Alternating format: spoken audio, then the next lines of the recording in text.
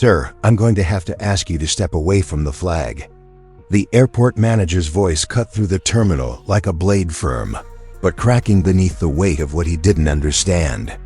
His hand hovered just inches from the casket, draped in a flag that meant far more than he could grasp. The Marine didn't move. His gloved hand stayed locked on the stars and stripes, back straight, shoulders squared, eyes fixed forward like steel riveted to silence. Passengers froze mid-stride.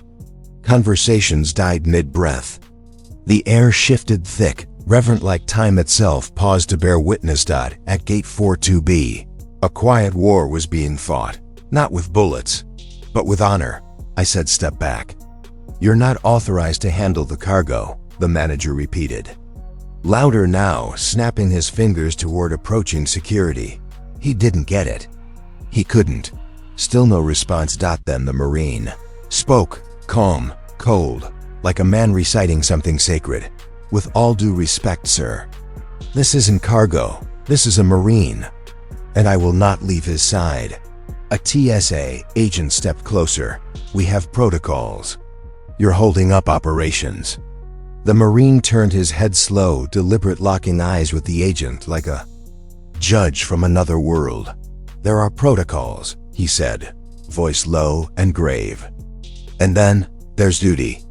Behind him, the flag stretched perfectly across the casket. Not a wrinkle, not a fold out of place. Beneath it lay Corporal Jake Morrison, age 23. Status, KIA, final journey, home. Jake didn't step off that plane. He never would again. But Jake wasn't just another name on a list. He was his Marine, the one he trained, the one he joked with in the desert heat, the one he carried on his back through the fire-washed hills of Afghanistan. And now he was carrying him.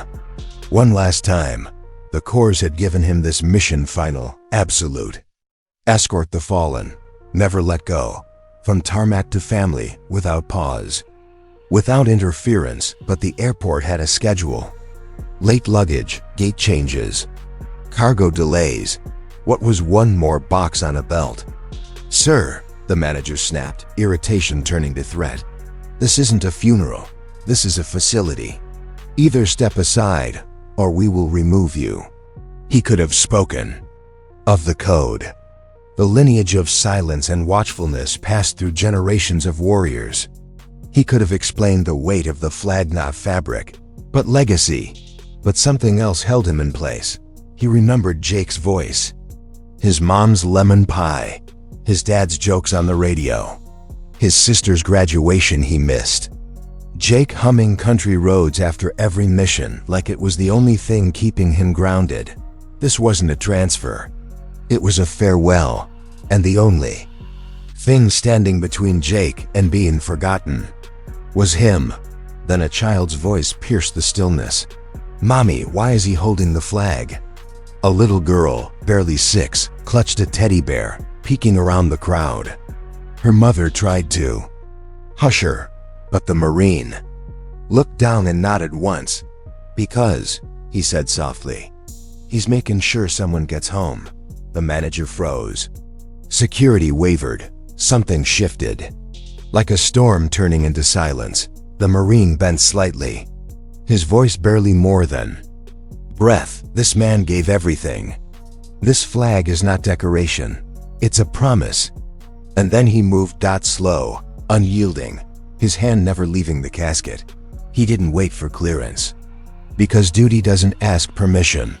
He walked the terminal like it was sacred ground. Like every step was a salute. People stood, hats came off, hands found hearts. A veteran in a wheelchair lifted a trembling hand to his brow. Tears fell. Phones rose, not for spectacle, but remembrance. Someone began to sing the anthem. Cracked at first, then joined by others. A swelling chorus wrapped in reverence. Time dissolved. For a heartbeat, America stood still. By the time he reached the waiting family, his gloves were soaked with sweat. His spine burned. His throat ached from holding back grief. But he didn't break. The mother collapsed the instant she saw the casket. The father saluted, fist tight, hand trembling. The sister fell to her knees, whispering, "Welcome home, Jake." The Marine stood, still as stone. Then dash, and only then did he release the flag. Folded it with practiced grace into a perfect triangle. He knelt and placed it in the mother's hands. He didn't die alone, he said. He was seen, he was loved, and he was honored. He stood tall, a lone pillar beneath the weight of generations. The airport manager stepped forward, voice cracking. I didn't understand," he whispered. "I'm sorry." The Marine gave a single nod. "Now you do." The terminal erupted in applause. Not loud, but deep, slow, a heartbeat of a nation remembering its own. Because in that moment, America remembered. If this story hit you in the soul, hit that like button, subscribe to the channel, and drop a karma in the comments below.